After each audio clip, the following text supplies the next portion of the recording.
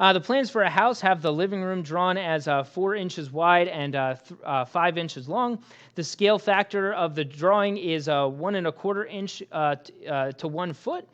Find the dimensions of the room. And so again, if you kind of think about it this way, the scale factor that's given, the ratio that's given is this guy right here, okay?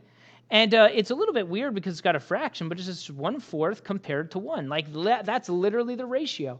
And here's the thing, you could plug that into your calculator and reduce it. It'll give you this. It'll give you 1/4. So that's the proportion. That's the ratio. That's the ratio we want to use in our proportions. And so again, that was like the drawing to the actual figure. So labeling these things is important. This was like inches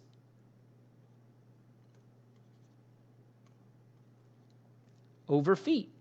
So when I start to set up these proportions, I would say, hey, when I compare this guy, like in other words, if this is the drawing and this is the actual room, the drawing is 4 inches by 5 inches.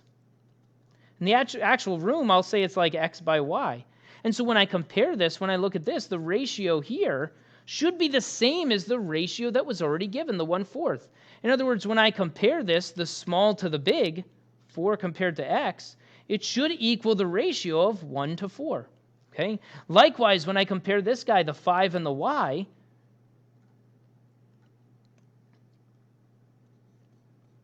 it should give me the same ratio of 1 to 4. And again, it's really important just to make sure everything's structured the same. When I look at this guy, this is inches over feet, and this is inches over feet.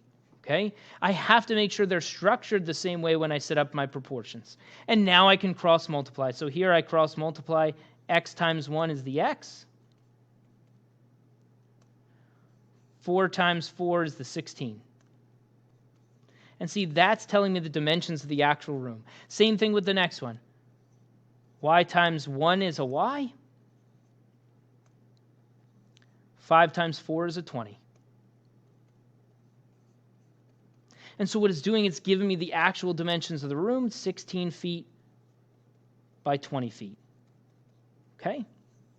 But again, we're starting with a scale drawing of 4 inches and 5 inches. Well, what does that translate into on my actual, in real life for the actual dimensions of the room? Okay? Taking that a step further, it says, what's the square footage of the room, which is essentially the area of the room? Well, again, if I kind of draw a picture here, we already said that this thing is 16 feet by 20 feet. And when we talk about square footage, it's talking about the units. Let's find the area. The area of this thing equals base times height, or length times width. And so again, this just becomes a job for my calculator. The 16 times the 20, which is a 320, and that's 320 square feet, or in other words, that's the square footage of the room. Okay. Again, we're talking about the units there.